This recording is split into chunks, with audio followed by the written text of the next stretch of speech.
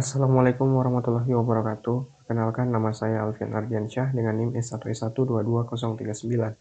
Pada video kali ini, saya akan membuat video tentang pemrograman Python lagi di bagian kedua. Di sini untuk memenuhi tugas mata kuliah struktur data dengan dosen pengampu yaitu Bapak Adha Masyur Sajia. Oke, langsung saja di sini sudah ada materinya, saya buka.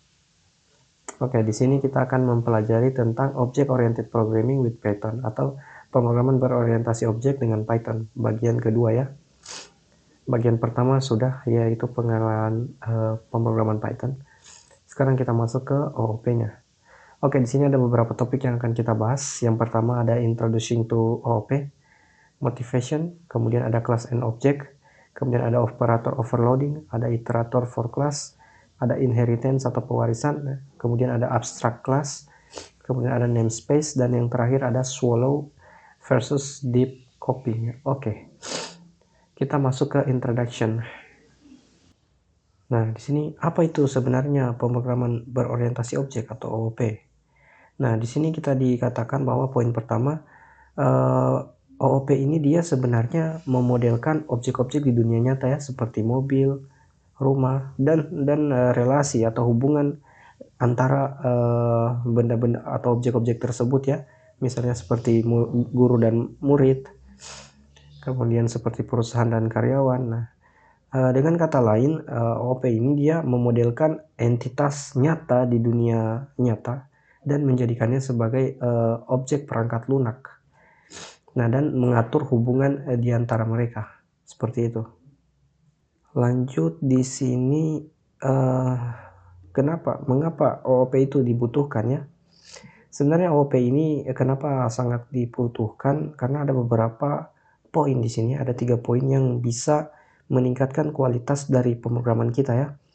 Misal yang pertama dia robustness against failure, artinya dia ini kebal terhadap kegagalan atau error ya. Dengan kata lain, OOP ini dia sebenarnya ketika kita gunakan atau ketika kita terapkan dalam sebuah pemrograman, potensi untuk error atau kegagalan itu sangat kecil. Nah, yang kedua itu ada adaptability atau kemampuan untuk beradaptasi. Nah, OOP ini dia punya kemampuan untuk beradaptasi agar dapat mengakomodasi perubahan-perubahan baru. Kemudian yang terakhir atau yang ketiga yaitu reusability, artinya kode OOP ini dia bisa digunakan kembali untuk pemrograman yang lain. Misalnya kita punya kode untuk login ya pada aplikasi misalnya sistem akademik ya. Kemudian kita ingin membuat misalnya sistem manajemen inventaris, itu kita bisa pakai kode yang sama untuk login pada Siakat yang kita bisa terapkan di kode login untuk sistem data inventaris untuk peminjaman barang inventaris oleh mahasiswa misalnya, seperti itu. Lanjut, bagaimana OOP ini bisa mencapai tujuan di atas tadi ya. Di sini yang pertama ada enkapsulasi atau encapsulation. Encapsulation ini dia suatu metode yang mana dia akan membungkus ya atau mengikat metode-metode tersebut agar bisa digunakan bersama, tetapi membatasi aksesnya dari luar ya. Kemudian ada modularity. Modularity ini dia komponen-komponen perangkat lunak itu akan dipecah-pecah atau dibagi-bagi menjadi unit-unit kecil ya yang berbeda. Kemudian ada inheritance atau pewarisan sifat. Kemudian ada abstraksi. Nah, abstraksi ini dia menyediakan antarmuka yang sederhana dan intuitif untuk memudahkan agar lebih mudah untuk dipahami kode-kode kelas abstraknya, seperti itu. Lanjut kita masuk ke bagian software development. Nah, kita tahu bahwa dalam mendevelop sebuah software atau perangkat lunak itu ada beberapa tahapan ya yang perlu dilalui. Di sini yang pertama ada desain. Yang kedua ada implementasi, yang ketiga testing. Testing ini ada beberapa, ada top down atau stubbing, ada button up atau unit testing, ada debugger, breakpoint, sama print statement. Oke, Sebenarnya sebelum desain ini ada yang namanya requirements atau analisis kebutuhan. Nah, karena kan kalau mendevelop sebuah software itu tidak mungkin kita langsung mendesain. Pasti ada riset terlebih dahulu atau analisis kebutuhan apa saja yang perlu kita lakukan. Nah, setelah itu lalu desain. Setelah didesain maka akan langsung diimplementasikan ke dalam program. Dan setelah programnya jadi maka akan ada proses testing atau testing dan debugging. Testingnya ini bisa pakai ini ya, top dan button up, dan debuggernya itu atau debuggingnya bisa pakai breakpoints atau print statement. Nah, ini contohnya ya, perform test, dimana kode tersebut itu dibungkus ya dalam conditional if, kemudian dia akan dieksekusi ketika Python itu dipanggil di modul tersebut, tetapi dia tidak akan dieksekusi ketika dipanggil dari atau diimport dari modul lain yang lebih besar, dari project yang lebih besar, seperti itu. Jadi ini hanya akan dijalankan di modul tersebut. Kemudian ada class definition ya. Di class definition ini ada beberapa poin. Oke, yang pertama di sini berkatakan bahwa a class serves as the primary means for abstraction in object-oriented programming. Di sini katakan bahwa kelas itu menyajikan kelas itu sebagai ini serve as the primary, sarana utama untuk abstraksi pada object oriented programming atau pemrograman berorientasi objek. Kemudian poin yang kedua di sini dikatakan bahwa sebuah kelas itu terdiri dari dua komponen ya. Yang pertama itu ada method atau member function. Kemudian yang kedua itu ada attributes. Attribute ini terdiri dari data member, field atau instance variabelnya. Kemudian yang ketiga, kelas itu harus terdiri dari enkapsulasi, di mana data member itu tidak boleh di public atau non public. Kemudian harus ada error checking atau pengecekan error. Dan yang ketiga, kode untuk testing itu pada kelas metodenya. Lanjut, kita masuk ke materi atau subtopik kedua, yaitu kelas dan objek. Oke, pertama di sini ada definisi dari kelas itu sendiri, di mana di sini dikatakan bahwa kelas itu adalah blueprint untuk membuat objek. Jadi kelas itu kalau dibilang lebih mudahnya adalah yaitu semacam cetakan untuk membuat sebuah objek. Nah, untuk kelas ini dia semacam blueprintnya. Kemudian di sini dikatakan bahwa kelas itu dia menerima data dan metode ya. Kemudian ada init ya, fungsi init. Itu dia sebagai konstruktor yang akan dipanggil ketika kita menginisialisasi sebuah objek. Kemudian Python itu dia tidak support terhadap access control formal ya. Dan yang terakhir ada protection data, di mana di sini dikatakan jika underscore 1 berarti dia itu protected atau melindungi atau protected member. Kemudian kalau 2 underscore-nya di depan berarti itu ya private data yang di private. Oke, untuk lebih jelasnya mungkin kita bisa langsung contohkan di sini ada di samping beberapa contoh. Langsung kita ke VS Code saja. Kita coba lihat ya.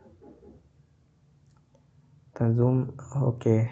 Nah, di sini dia coba membuat kelas person ya. Kelas person. Nah, di kelas person ini dia punya fungsi. Ada beberapa metode ya.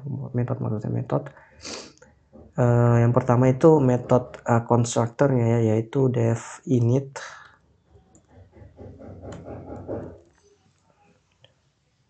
Oke. Yang dimana dalam dev init itu dia menerima parameter self, kemudian name. Nah, di sini dibuat sama dengan none ya. Kenapa? Nah, saya coba jelaskan sedikit. Ketika dalam satu parameter itu dituliskan value-nya, berarti itu kita menyeting nilai default-nya. Nah, jadi misalnya pada saat kita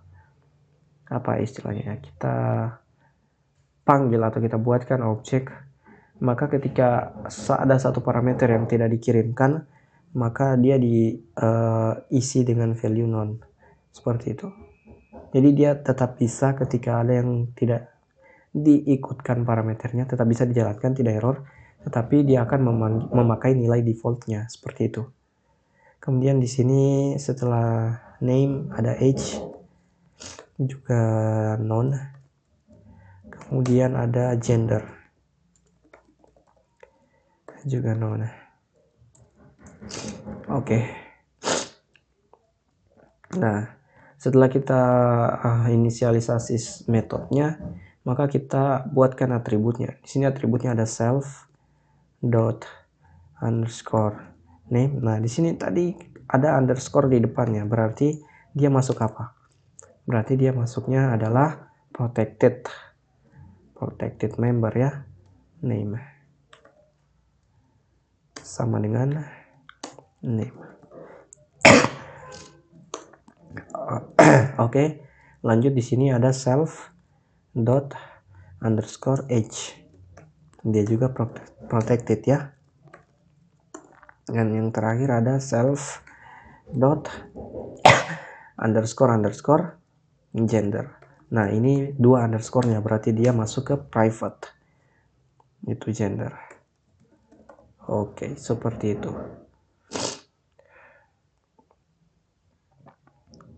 Gender, oke. Nah, setelah kita buat metode constructor-nya, kita buat lagi metode untuk mendapatkan atributnya atau get atribut ya. Kita langsung inisialisasikan def get underscore attribute. Oke. Sebenarnya biar atribut sih sama saja. Udah harus sama dengan ini contohnya. Nah, kenapa di sini dia hanya self ya? Dia tidak menerima parameter yang lain. Karena begini, ketika kita ingin mendapatkan atribut itu sebenarnya kita tidak perlukan parameter apa-apa. Karena kan tujuannya kita hanya untuk mendapatkan atributnya ya, bukan untuk mengubah atau melakukan pembaharuan terhadap atributnya. Jadi kita tidak butuhkan parameter ketika kita melakukan get ya. Nah, di sini kita langsung buatkan saja print untuk mendapatkan atributnya tadi, yaitu hello, my name is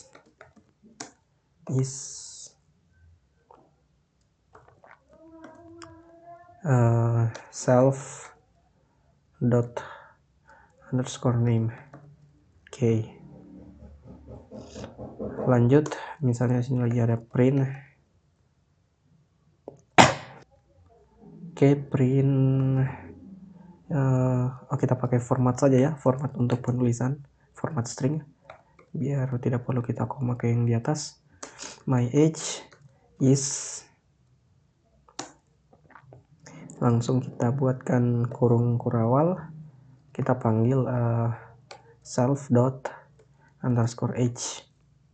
Nah, jadi untuk penulisan di atas ini sama yang di bawah sebenarnya sama saja ya, hanya yang di bawah ini dia lebih simple ya, kita tidak perlu lagi koma lalu menuliskan ininya ya, langsung bisa kita tuliskan dalam stringnya karena kita pakai pemformatan format string. Lanjut print, kita pakai lagi format string ya biar mudah. My gender is kurung kurawal self dot underscore gender. Oke. Lanjut def. Di sini ada, kita inisialisasikan lagi metode untuk set atribut.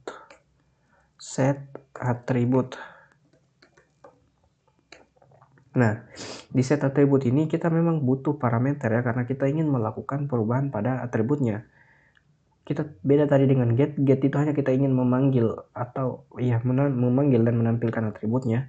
Tapi kalau set atribut ini kita ingin mengupdate ya, istilahnya mengganti value dari atributnya. Jadi memang kita butuh parameter.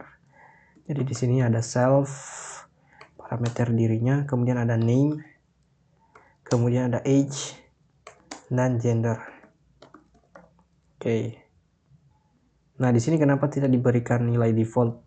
Karena kalau kita set, artinya ketika kita tidak kirimkan nilainya, maka dia akan mengikuti konstruktornya sebenarnya. Seperti itu. Yang di awal tuh. Lanjut, kita set atributnya, ada self dot underscore name sama dengan name. Kemudian ada self dot underscore age sama dengan age. Lalu ada yang terakhir, ada self dot underscore gender sama dengan gender. Oke. Setelah kita definisikan kelas personnya dan sudah jadi dengan metodenya, selanjutnya kita akan membuat objeknya ya. Yang pertama di sini kita buat person 1 ya, person 1 sama dengan underscore 1 sama dengan kita panggil nama kelasnya person, lalu kita kirimkan parameternya ya. Di kelas ini kan tadi di mana. Nah, di kelas person ini dia menerima 3 parameter ya, nama, umur, dan jenis kelaminnya. Nah, kita masukkan di sini misalnya namanya Alfian, kemudian umurnya 20, kemudian gendernya laki-laki misalnya. Laki. Oke. Nah, setelah itu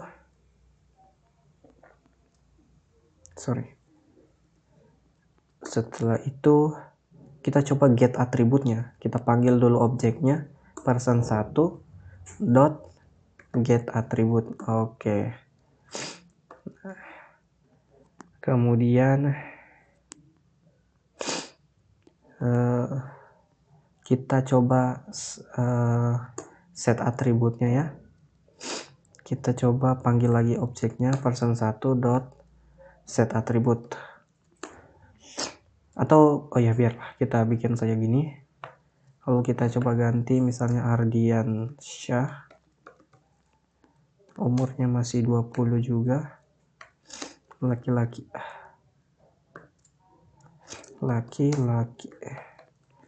Coba kita ubah ini 21 ya. Oke. Lalu kita panggil lagi ini. Nah, kita get lagi atributnya. Nah, setelah itu kita coba jalankan ya. Python file. Nah, bisa teman-teman lihat di sini outputnya. Yang pertama, hello, my name is Alfian, my age is 20, my gender is male ya, laki-laki ya. Nah, kemudian ini kan yang pertama ya, yang ini objek ini ya, yang pertama outputnya ini. Nah, tetapi setelah kita lakukan set atribut, maka namanya sama umurnya itu berubah dari Alfian jadi Ardiansyah, dan umurnya dari 20 jadi 21, tapi gendernya tetap ya laki-laki. Seperti itu. Jadi kalau untuk penggunaan kelas dan objek kurang lebih seperti ini ya. Jadi kita bisa memanggil atributnya lalu kita set. Nah, get atributnya kenapa bisa seperti ini kan dari sini ya, dari metode ini. Hello, my name is self.name, self.age, self.gender. Jadi value dari ini akan dimasukkan ke dalam string ini. Value dari self.name, self.age, self.gender ini dimasukkan ke get atribut. Jadi ketika metode get atribut dipanggil di bawah sini dipanggil, maka parameter-parameter yang dikirimkan ini akan mewakili nilai self.name, self.age, dan self.gendernya. Seperti itu. Oke, kita lanjutkan lagi. Materi berikutnya ada yang namanya operator overloading. Operator overloading ya.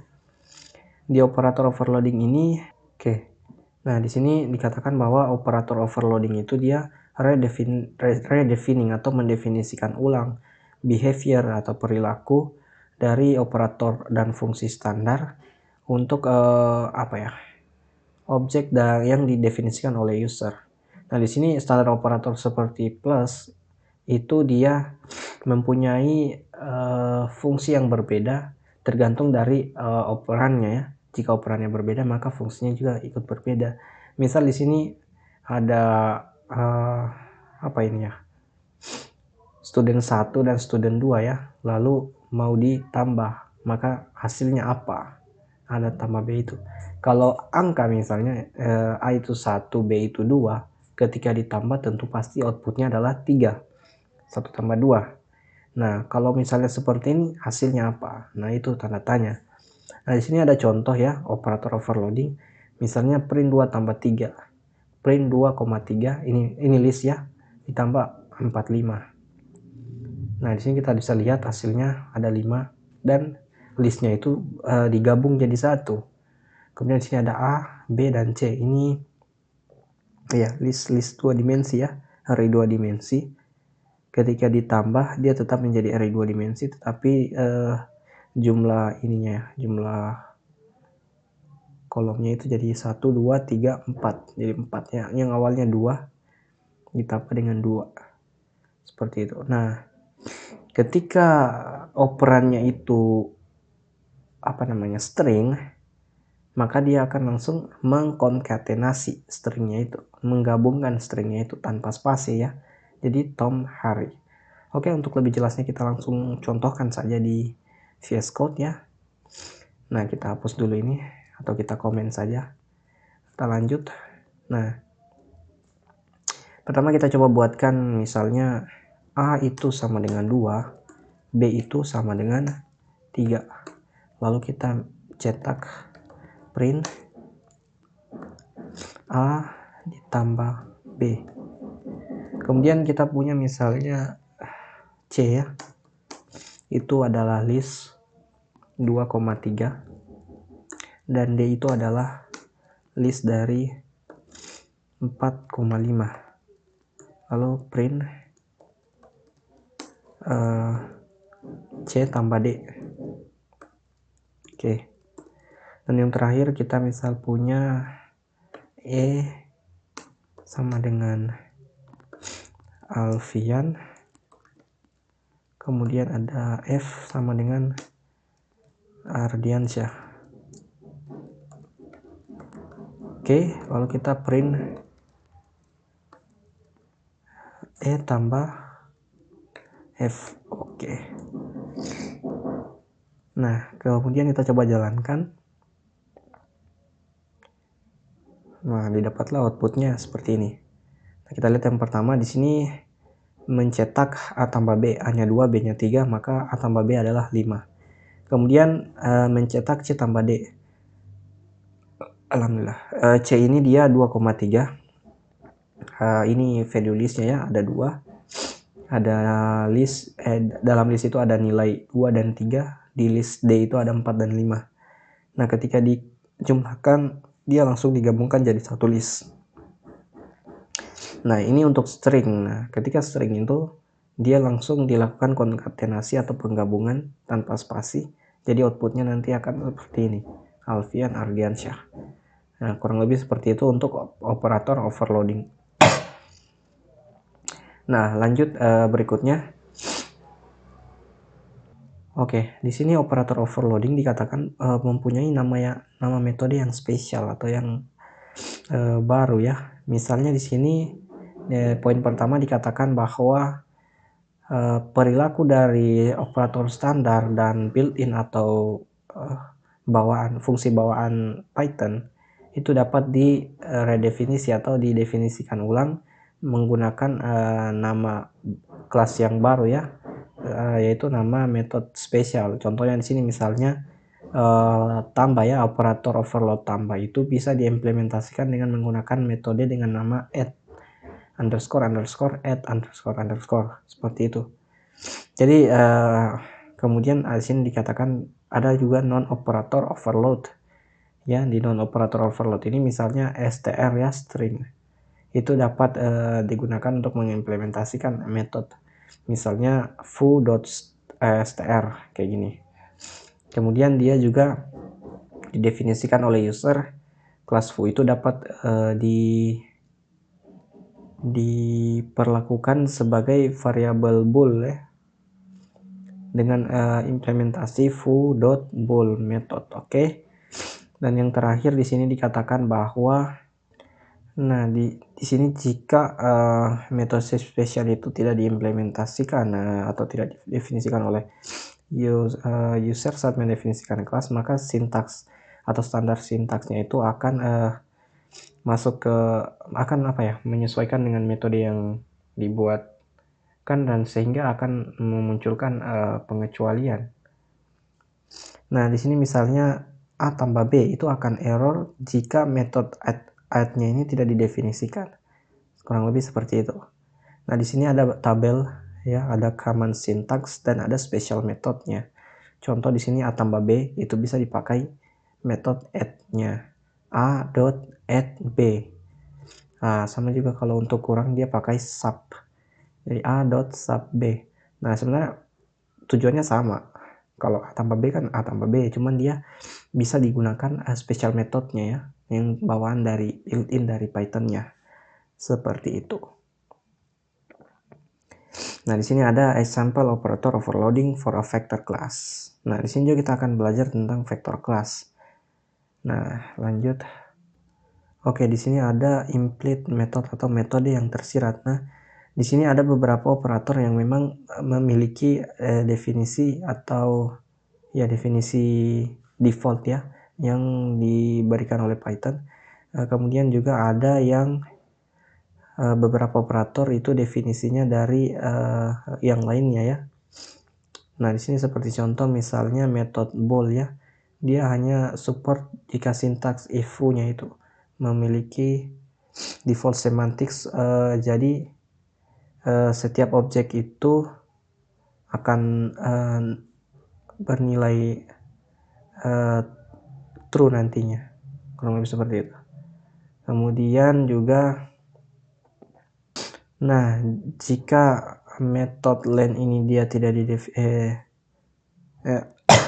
didefinisikan menurut saya, maka bool foo ini, fungsi bool ini dia akan secara default menjadi true selama instance-nya itu tidak sama dengan 0 atau panjangnya itu tidak sama dengan 0.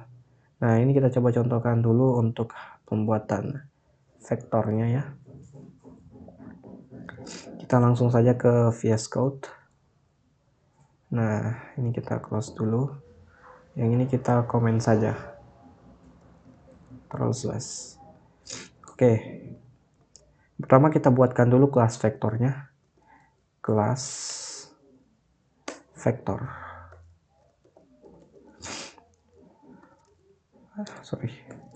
Nah, di kelas vektor ini dia punya beberapa metode ya. Yang pertama pasti adalah konstruktornya.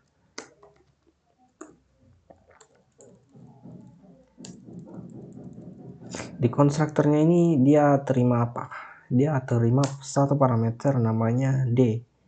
D di sini dia adalah dimensi dari vektornya. Dimensi dari vektornya. Dia akan terima parameter yaitu atributnya adalah self dot underscore atau koordinatnya. Nah, di situ underscore 1 berarti dia protected ya, dengan indeksnya 0 dikali dimensinya. Oke, lanjut kita buatkan metode untuk panjangnya ya, len panjang dari apa istilahnya vektornya. Di def underscore len underscore dia terima parameter self. Oke, di sini dia akan mengembalikan dimensi dari vektornya ya. Berarti dia akan return. Returnnya apa? Returnnya adalah len atau panjang dari self dot chords-nya, koordinatnya. Chords. Oke. Setelah kita definisikan len-nya, selanjutnya adalah kita coba buatkan metode untuk get itemnya. def get item, sorry dia pakai underscore depannya. Oke, def get items, dia kalau kita mau get item berarti kita harus punya koordinat J-nya ya. Untuk apa? Untuk kita bisa tahu letak dari item yang ingin kita get itemnya, yang kita ingin panggil itemnya ya. Berarti dia punya parameter self dan J. J-nya itu adalah koordinat dari vektornya. Lanjut, dia akan mereturn atau mengembalikan nilai dari koordinat vektornya, yaitu self dot course-nya. Underscore course-nya, dimana koordinatnya itu kita isi dengan value J-nya. Jadi sesuai dengan apa yang kita inginkan nanti. Koordinat yang mana, seperti itu. File. Oke. No, file. Sorry. Tidak pakai file ya. Seperti ini saja, cuma mereturn saja. Kalau kita mau set lah, baru kita pakai value. Selanjutnya kita buat metode file atau set item, set itemnya. Nah, di set item ini kita terima parameter self, kemudian ada J yaitu koordinatnya, dan ada val atau nilai dari yang akan kita set nanti ya. Atributnya ada self dot underscore course, yaitu koordinat J yang akan kita set menjadi val nilainya nanti, seperti itu. Kemudian setelah itu ada metode add ya, menjumlahkannya. Add self, kemudian parameternya itu order. Oke, di sini dia akan mereturn jumlah dari dua buah vektor. Berarti dia akan menjumlahkan dua buah vektor yang tadi yang sudah dibuat sebelumnya. Jadi misalnya di sini ada pengkondisian jika len-nya itu tidak sama dengan len order,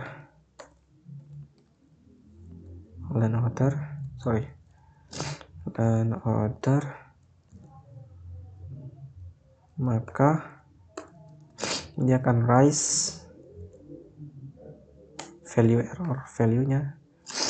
error, dimana nanti pesannya adalah dimensi must agree atau dimensinya itu berbeda, jadi tidak bisa dijumlahkan.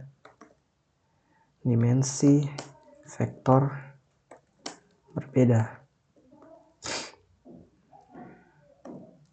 sehingga dia tidak bisa dijumlahkan. Lalu nanti resultnya sama dengan vektor len self. Kemudian akan dilakukan perulangan for J in range len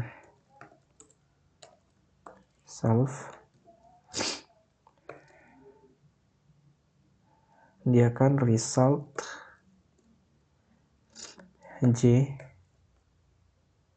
sama dengan self indeks ke J atau koordinat yang J ditambah dengan order pada koordinat yang kita tentukan yaitu J, seperti itu. Lalu terakhir dia akan return atau mengembalikan nilai hasil penjumlahannya, resultnya ya. Oke, seperti itu. Selanjutnya di sini ada fungsi eki. Fungsi ini adalah dia akan mengembalikan true jika vektornya itu punya koordinat yang sama. Di sini ada error ya. Apa errornya?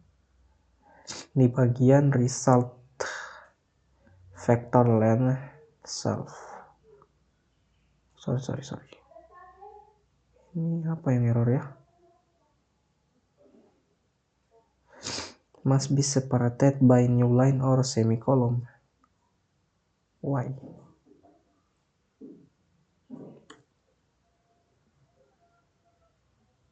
Ini tidak pakai titik 2 kah? Oh ya, sorry, tidak pakai titik 2. Sorry. Ini kan definisi variabelnya, variabel resultnya untuk penampung hasilnya nanti, berarti tidak perlu. Oke, selanjutnya kita buatkan fungsi eki-nya yang akan mengembalikan nilai self, nilai true ya jika koordinatnya sama. Order.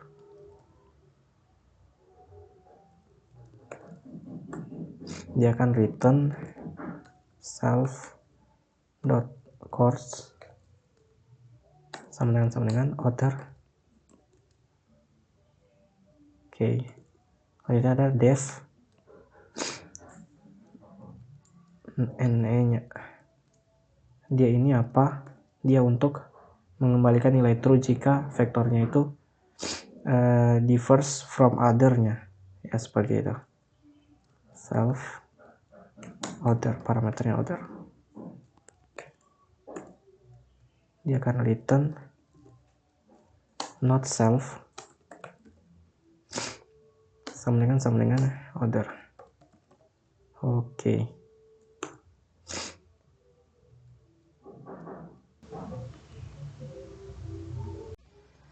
Oke, lanjut kita buat metode untuk str-nya ya.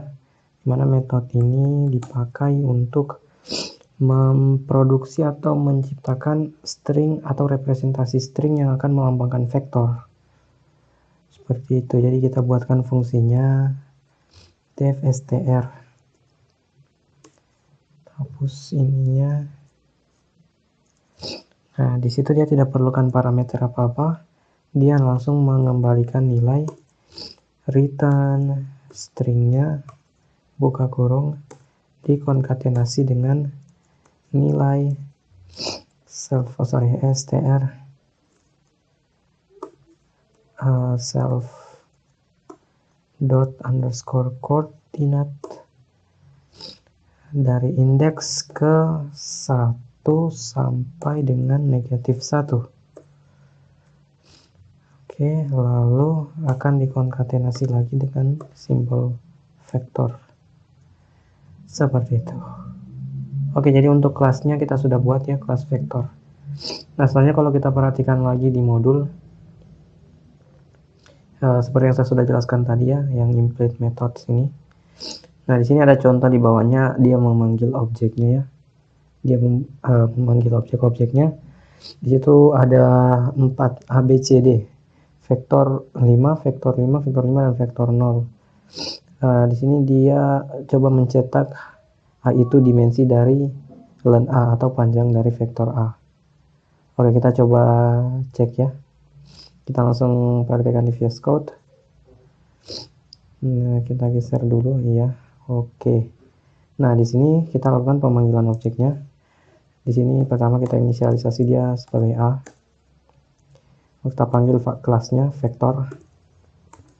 Kita kirimkan parameternya 5. Kita alt shift bawah saja biar cepat. Ini B. Kemudian ini C. Kemudian ini D. Lalu sini nilainya 0. Oke. Setelah itu kita coba buatkan atau tampilkan jumlah dimensinya dengan fungsi print. Kita masukkan string dulu, atau kita pakai format string saja. Tidak harus sama seperti contoh di modul ya. Kita akan tuliskan A dimension atau A memiliki dimensi titik 2 spasi kurung kurawal len A. Oke, kita cetak lagi yang bawah, misalnya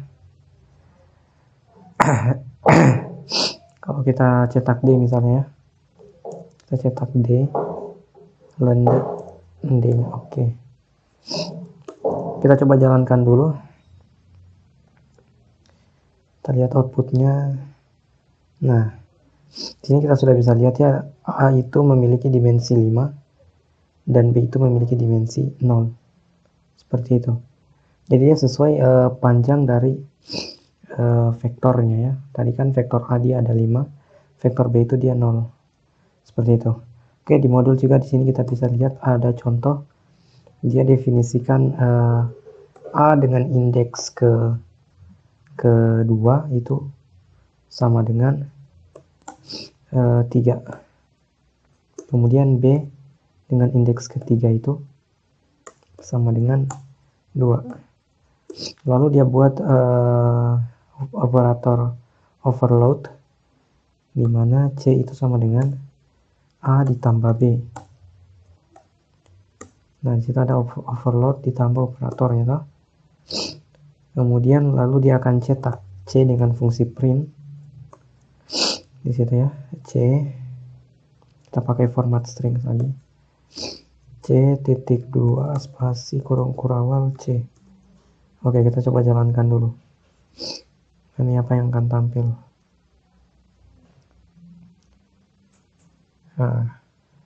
Nah, awalnya kan dia itu di nilainya masih 0 ya. Ini A, B, C, D ini masih 0 nilainya. Kemudian dimasukkan nilainya atau di set nilainya ya. Untuk A itu indeks kedua itu 3. Ingat ya, indeks kedua 0, 1, 2 itu 3. Dan B untuk di indeks ketiga itu adalah 2. 0, 1, 2, 3. 2 ini. Nah, kenapa dia bisa jadi bersatu? Padahal di sini karena pada dua vektor yang berbeda ya dimasukkan. Yang 3 ini dimasukkan di vektor A, yang 2 ini dimasukkan di vektor B. Tapi kenapa pas ditampilkan mereka itu bergabung ya? Itu karena ini ada variabel C yang menggabungkan mereka. Tadi kan sebelumnya sudah dijelaskan juga ya, di mana tadi.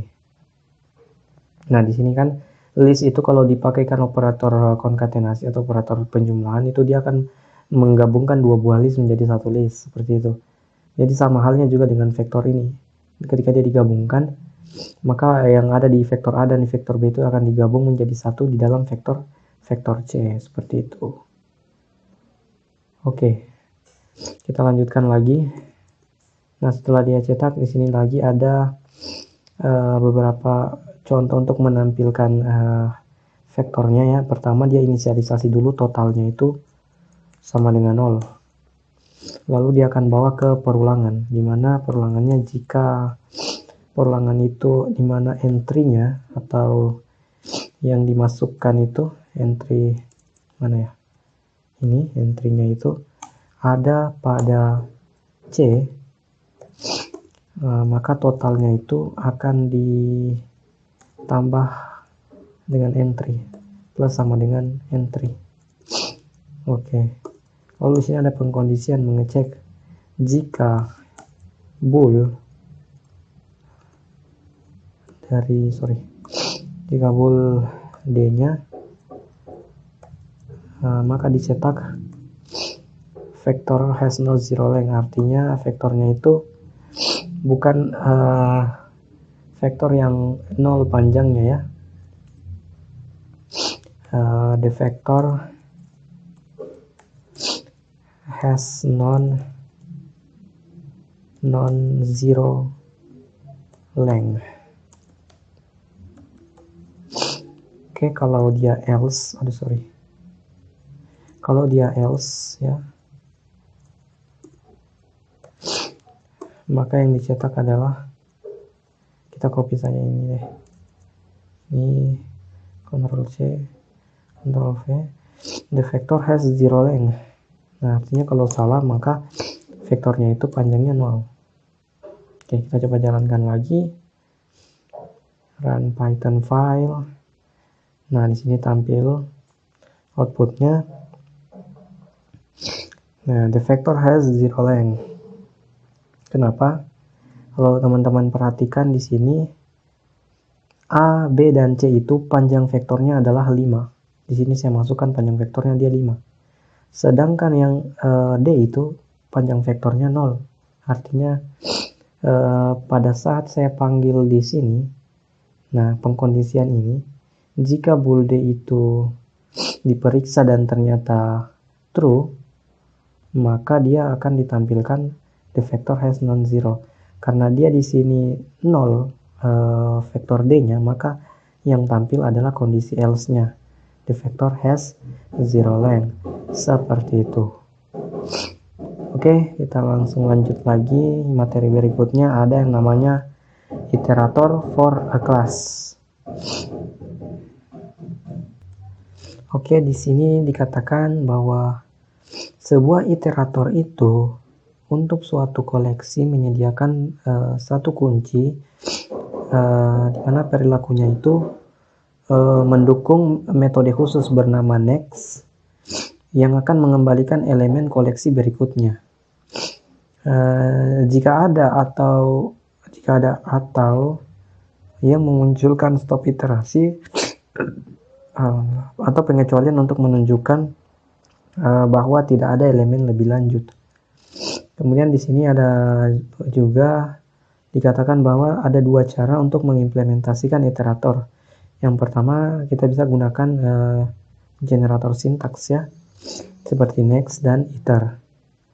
Nah, selain itu juga kita bisa dengan cara mendefinisikan method learn-nya sama get items-nya. Metode untuk kelas yang ditentukan oleh user atau pengguna. Nah, di sini ada contoh ya, dia membuat sebuah iterator kelas menggunakan sintaks generator. Oke, kita langsung contohkan saja mungkin di VS Code untuk contohnya. Nah, di sini kita hapus dulu terminalnya. Lalu kita coba komen yang sebelumnya kita sudah kerjakan. Ini kelas vektor kita komen dulu. Kita jalankan yang di bawahnya. Oke. Di sini dia buat namanya kelas sequence iterator. Sequence iterator. Oke. Nah, di situ ada lagi-lagi yang pertama ada metode atau ya atau konstruktornya ya, yaitu init. Nah, di init ini dia menerima satu parameter yaitu sequence. Sequence. Oke, sequence.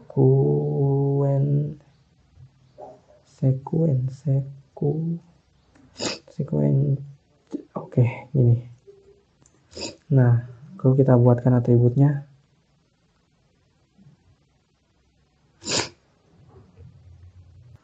Lanjut di sini kita buatkan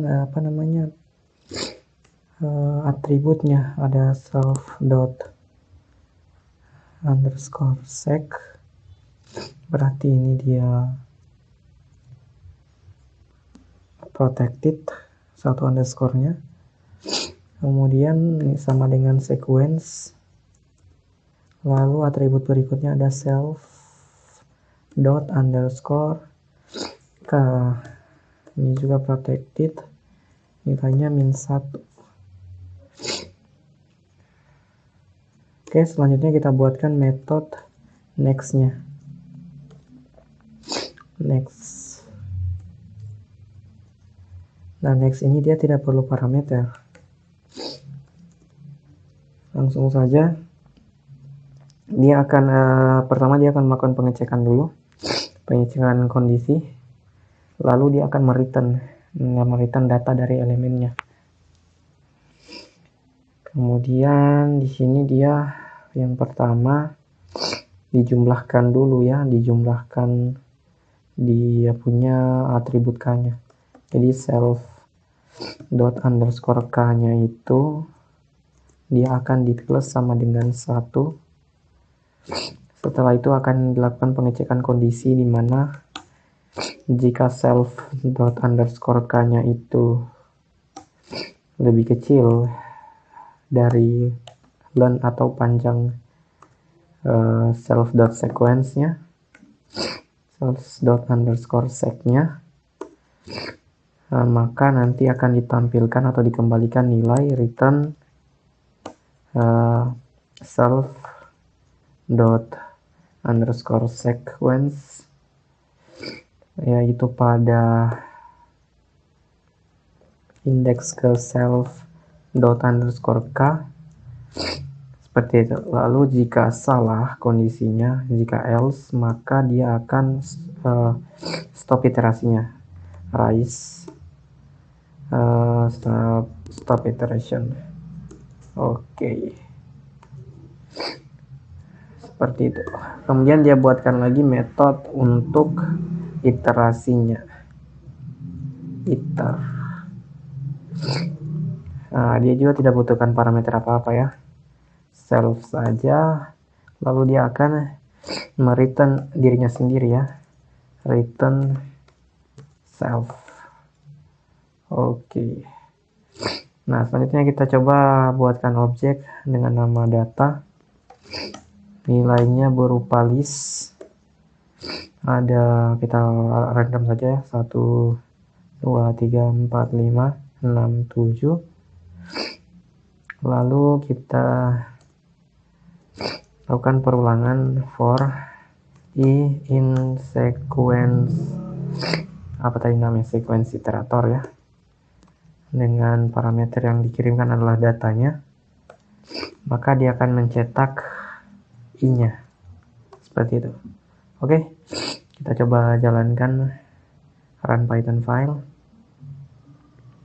Oke, nah di sini tampil semua ya, tampil semua yang ada di data tadi, list tadi, tapi dibuat jadi satu-satu seperti ini karena tadi pakai iterationnya ya, yang next sama iternya.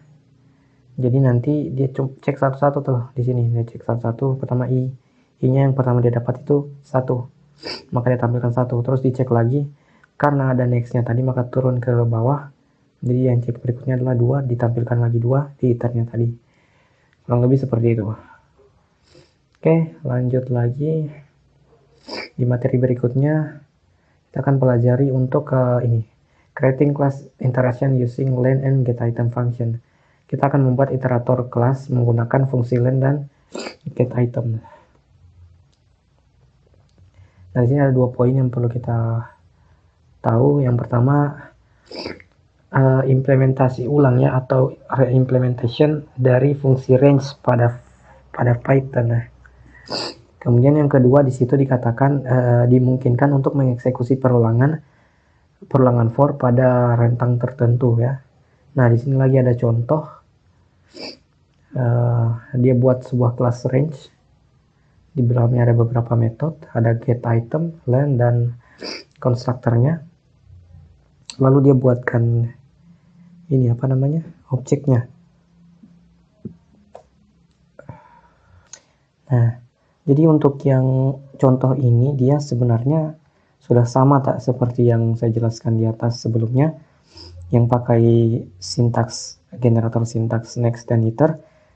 Cara kerjanya sama, cuman penulisan penggunaan fungsinya yang berbeda ya. Di sini dia pakai len dan getItem. Nah, kalau kita lihat di sini di fungsinya atau di metode yang dia pakai pakai len, dan untuk getItemnya itu atau fungsi iternya itu dia ada di apa namanya, di getItemnya, di ini ya, konstruktornya juga. Nah, nanti pada saat dibuatkan objeknya baru dibuatkan dia punya for-nya di sini ya, di luar dari kelasnya seperti itu. Jadi sebenarnya dia akan menampilkan output yang seperti ini.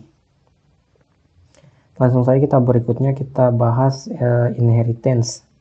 Oke, di inheritance ini atau pewarisan ini ada beberapa poin yang akan kita jelaskan ya.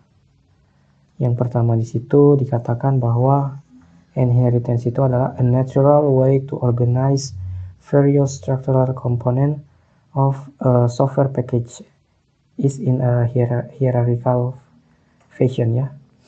Oke, artinya apa?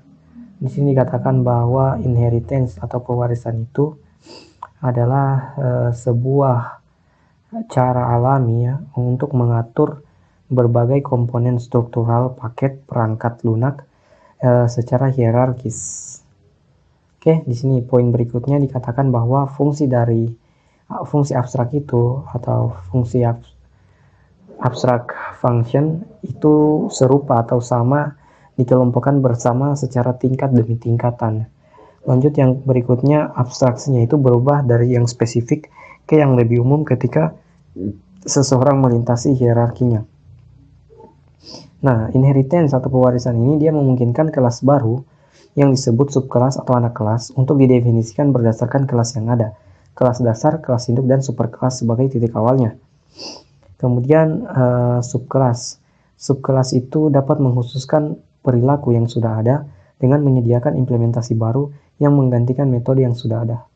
Dan yang terakhir, dikatakan bahwa sebuah subkelas itu juga dapat memperluas superkelasnya sebesar dengan apa yang disediakan pada metode baru. Nah, kalau teman-teman bisa lihat di sini ada gambaran flowchart ya atau alur, di mana di sini ada building. Building itu dia menjadi parent kelasnya atau induk kelasnya ya. Di sini dikatakan juga sebagai base kelasnya.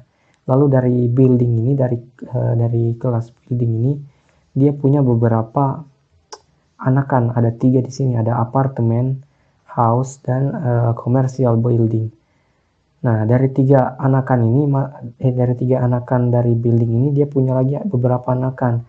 Nah, ketika dia punya anakan berarti secara tidak langsung, misalnya apartemen ini pasti dia akan menjadi lagi parent untuk anakan di bawahnya. Nah, berarti selain dia bisa menjadi child, apartemen ini juga bisa jadi parent buat anakan di bawahnya. Di sini ada low rise apartemen dan ada high rise apartemen.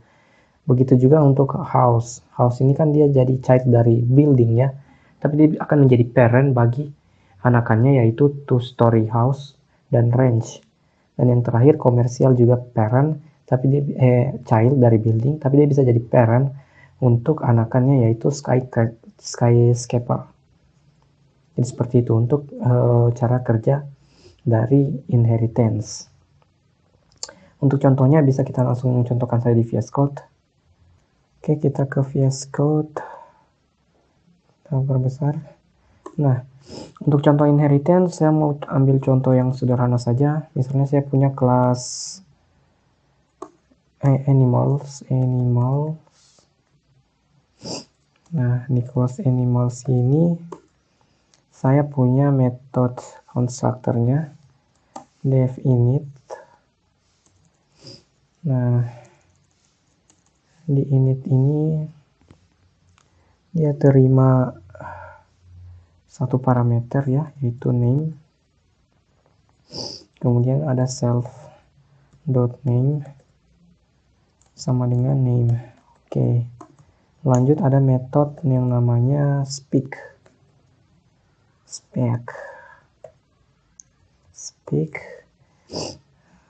Dia tidak butuh parameter. Di dalamnya kita isikan saja pass biar. Kenapa dipaskan? Nanti metode ini akan di-override oleh anakannya. Jadi saya taruh saja pass supaya tidak error nanti pada saat dijalankan. Nah, selanjutnya kita buatkan kelas anakannya, yaitu kelas kelas dog misalnya ya. Dia mengambil perilaku dari atau behavior dari parentnya yaitu animals. Oke. Nah, di dalamnya ada metode speak. Nah, kita panggil metode speaknya. Nah, di sini dia langsung otomatis dia, tapi kalau di VS Code ya. Nah, maksudnya otomatis seperti ini. Tapi kita tidak mau dulu pakai yang ini, kita pakai yang biasa dulu. Kita pakai pemformatan ya. Return f self.name di situ. Lalu dalamnya ada say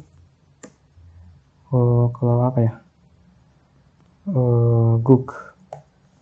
kalau anjingnya atau dog. Lalu kita bikin lagi kelas anakan berikutnya, ada kelas apa ya, kucing misalnya atau cat. Nah, dia ambil dari kelas parentnya animals, lalu kita buatkan metode speak-nya. Nah, kita membuat dulu yang biasa, kita tidak pakai dulu fungsi super. Self.name, lalu say male. Oke, seperti ini. Lalu kita buatkan objeknya, misalnya dog itu sama dengan kita panggil kelasnya yaitu animals, lalu kita kirimkan parameternya misalnya Heli. Terus ini stringnya. Kemudian untuk kucingnya atau catnya itu kita panggil animals, lalu kita kirimkan namanya misalnya Bobby. Oke, setelah itu ini bukan kelas parent ya, tapi kelas child yang dipanggil. Dog berarti dia panggil kelas dognya. Sama juga untuk cat berarti dia panggil kelas catnya. Sorry. Nah, setelah itu baru kita coba cetak ya. Cetak untuk speak-nya yaitu dog misalnya dot speak. Lalu ada cat.speak. Kita coba jalankan. Maka nanti outputnya adalah ada yang error, sorry. Tadi ini ada yang error ya. Kita hapus dulu di bagian dognya. Coba kita periksa. Di dognya ini masih ada error. Iya. Salah penulisan format ya. Harusnya F-nya di luar. Seperti itu. Oke, kita ulang lagi, jalankan. Maka outputnya adalah Heli say Guk dan Bobby say meow. Seperti itu. Oke, setelah tadi kita bahas terkait inheritance atau pewarisan, selanjutnya kita masuk ke abstract classes atau kelas abstrak. Di sini ada beberapa poin penjelasan. Yang pertama, kelas abstrak itu dapat dianggap sebagai cetak biru atau blueprint atau tempat untuk kelas lain. Kemudian dikatakan juga bahwa kelas abstrak itu adalah kelas yang berisi satu atau lebih dari metode abstrak. Kemudian yang ketiga ada metode abstrak adalah metode yang memiliki deklarasi tetapi tidak ada implementasi. Berarti dia dideklarasikan tapi tidak ada implementasinya. Lanjut, kelas abstrak juga tidak dapat dipakai. Dia dibutuhkan subkelas atau kelas anakan untuk menyediakan implementasinya. Dan berikutnya, abstrak kelas itu dia require for providing atau diperlukan untuk menyediakan abstraksi atau antarmuka yang disederhanakan yaitu API sambil menyembunyikan implementasi yang mendasarinya. Dan yang terakhir dikatakan bahwa Python menyediakan kelas abstrak dengan mendeklarasikan kelas dasar abstraknya ABC yang dapat diwarisi oleh kelas turunan lainnya. Kita langsung saja dicontoh di sini. Di sini ada contoh abstract method, make it compulsory to redefine method in child. Di mana dikatakan bahwa abstract method ini dia akan mewajibkan untuk mendefinisikan ulang metode di kelas anakannya. Nah, di sini ada contoh ya. Yang pertama, yang mana ini? Example 1 ya. Yang ini. Di sini ada from ABC, import ABC, abstract method. Kelas animal ABC ini sebagai base kelasnya, lalu dia panggil ini ya, kelas anakannya, lalu add abstract method, def move self, lalu dipasangkan parameter pass, pernyataan pass maksudnya. Lanjut, di sini ada beberapa kelas human itu mengambil dari animal, kelas animal ya. Lalu di dalamnya juga ada method move, begitu juga dengan kelas snake, dog dan lion. Nah, di sini kita cari mana sebenarnya kelas humannya ini, kelas animalnya ya. berarti kelas animalnya itu yang ini. Jadi humannya itu adalah anakannya, human, snake, dog sama lion. Lion itu anakan dari ini kelas animal yang ini. Jadi sesuai dari apa yang dijelaskan di atas tadi bahwa kelas abstrak itu dia tidak dipakai karena dia dibutuhkan anakannya atau subkelasnya untuk menyediakan implementasi. Jadi yang ini kelas abstraknya itu tidak dipakai, dia butuh kelas anakannya yaitu human, snake, dog, dan lion ini untuk mengimplementasi apa yang diimplementasikannya ininya abstrak metodenya. Nah di sini kan kayak move, jadi panggil lagi di sini deh move di anakannya. Lalu di sinilah implementasinya dia cetak I can walk and run kalau untuk human, kalau untuk snake dia I can crawl, kalau misalnya untuk dog dia I can bark, kalau untuk lion I can roar, kayak gitu. Lalu nanti ini ada apa namanya driver code-nya itu dia objeknya ya, kita panggil objeknya, lalu kita kita buatkan objek, lalu dari objeknya itu kita panggil metodenya, di sini method move-nya. Lalu sama halnya kayak yang tadi yang di inheritance, lalu kita cetak ya, kita panggil kita jalankan, lalu akan tercetak di terminal I can walk and run, I can crawl, I can bark, and I can roar. Seperti itu. Sebenarnya cara kerjanya tadi sama dengan inheritance ya. Cuman di sini ada ini from ABC, import ABC. Di situ dia sesuai yang kita jelaskan tadi bahwa Python itu menyediakan kelas abstrak. Nah, ABC itu adalah kelas abstrak dasar di Python. Defaultnya lah istilahnya, kelas default untuk abstrak. Itu from ABC diimportkan ABC, di mana ada abstrak method di dalamnya. Nah, lalu dimasukkanlah dia di kelas parentnya ini. Jadi kelas parentnya ini dia akan menjadi metode abstraknya atau kelas abstraknya yang nantinya memang dia tidak bisa diimplementasikan, maka dibutuhkan anakannya yaitu kelas human sama snake, dog, and lion. Nah, mereka itu anakannya itulah yang akan melakukan implementasi dari apa yang ada di kelas indukannya, seperti itu. Nah, sama halnya juga dengan ini, kode yang contoh di sebelah kanan ini, dia juga melakukan import ABC.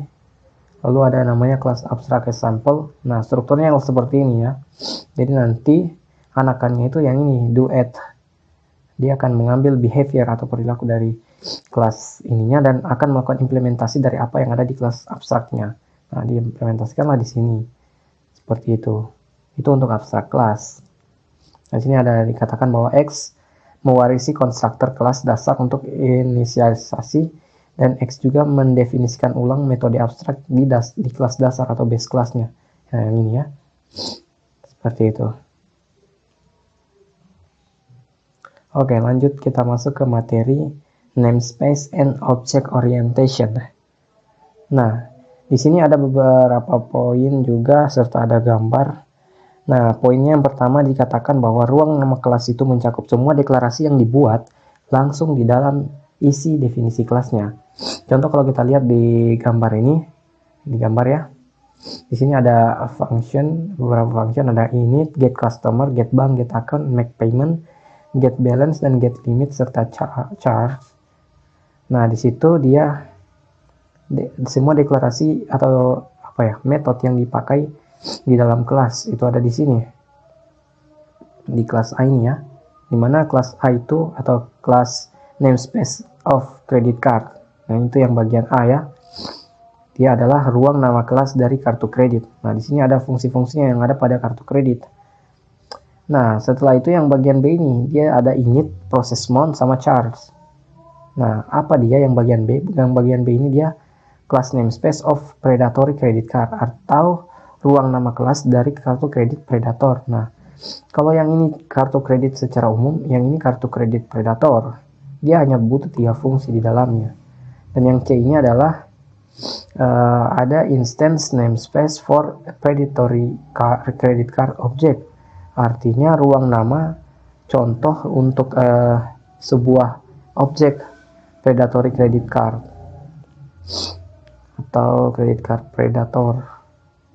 Nah, di sini ada customer. Ini kan dia apa namanya instance-nya. Berarti bukan lagi blueprint-nya, bukan lagi kelasnya tadi ya, tapi dia sudah instance-nya dari kelasnya. Berarti di sini kan ada customer. Siapa customernya? John Bowman. banknya apa, California Saving, lalu akunnya ini, nomor rekeningnya, balance-nya ini, limitnya $2.500 mungkin sepertinya.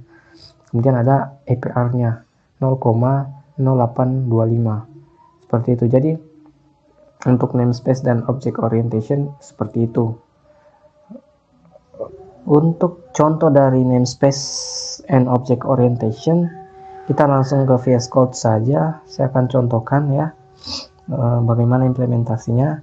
Di sini saya punya blok kode untuk namespace ya, dan ada untuk object orientation. Setidaknya kita tahu bagaimana namespace dan object orientation itu bekerja dalam atau terimplementasi dalam codingan ya. Nah, di sini kita mulai dari namespace, dimana di sini ada namanya global namespace ya. Ya, diinisialisasikan variabel globalnya x dengan value 10. Variabel ini didefinisikan dia di luar fungsinya ya. Lalu ada yang namanya enclosing namespace. Apa itu enclosing namespace? Dia itu variabel x yang didefinisikan di dalam fungsi dari outer functionnya ini. Nah, berarti dia ini masuk ke dalam apa istilahnya ya, global sama lokal. Ini lokal namespace-nya. Oke, tapi dia di sini istilahnya kalau dalam namespace dia enclosing. Nah, kalau lokal namespace itu lain lagi. Lokal namespace itu yang ini. Ketika dia berada variabel x yang didefinisikan di dalam fungsi innernya. Kalau outer dia namanya enclosing, kalau di dalam inner functionnya dia masuk sebagai inner local namespace. Nah, selanjutnya apa fungsi dari inner function itu ya? Inner function itu dia dapat mengakses variabel x dari namespace lokalnya, sedangkan outer functionnya itu dia bisa mengakses variabel x dari enclosing namespace-nya, dan variabel x di global namespace itu tetap tidak akan berubah. Seperti itu. Jadi yang inner function ini dia hanya bisa akses local namespace-nya, kemudian yang outer-nya itu hanya bisa akses enclosing-nya, sedangkan untuk global namespace itu dia tidak akan berubah nilainya, value-nya tetap 10. Seperti itu. Jadi itu untuk namespace. Selanjutnya kita akan bahas tentang object orientation. Nah, di object orientation ini dia ada namanya kelas animal. Kelas animal itu memiliki variabel kelas spesies dan variabel instance-nya, yaitu name dan age. Nah, kelas variabel spesies ini dia value-nya adalah canin ya. Nah, kemudian ada namanya metode ini kan konstruktornya. Nah, ini metodenya ada speak sama get age. Nah, speed dan get age itu dia akan mengambil nilai berdasarkan variabel instannya. Kemudian kita akan membuat dua instan dari dua kelas, yaitu dog dan cat. Dan kita akan menggunakan metode serta variabelnya. Setelah itu kita akan memodifikasi variabel instansnya itu, variabel kelas spesiesnya, itu kita akan modifikasi untuk mempengaruhi semua instance di kelas animal. Kemudian kita akan modifikasi juga variabel instance name-nya hanya mempengaruhi instance dog. Berarti untuk variabel instance name-nya itu hanya terpengaruh pada instance dog saja. Dan yang terakhir, kode ini akan menjadi dasar dalam menggunakan implementasi dari object oriented pada pemrograman Python. Jadi nanti cara kerjanya seperti itu.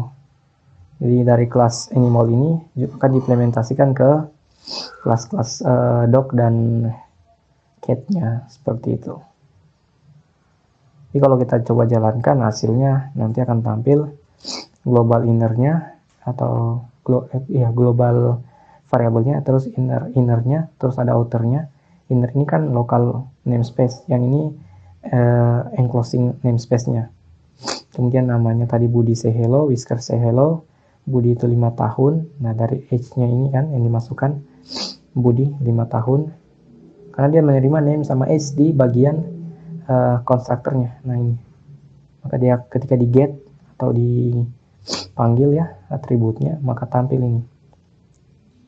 Nah, Chenin sama Felin ini adalah dia punya variabel apa namanya tadi? Variabel instance-nya. Variabel kelasnya, Variabel kelasnya itu ada Chenin dan Felin. Nah, Chenin itu kan dia defaultnya yang di sini tadi. Felin itu dia Di sini dia modifikasi ya kelas variabelnya di sini. Nah, itulah object orientation ya.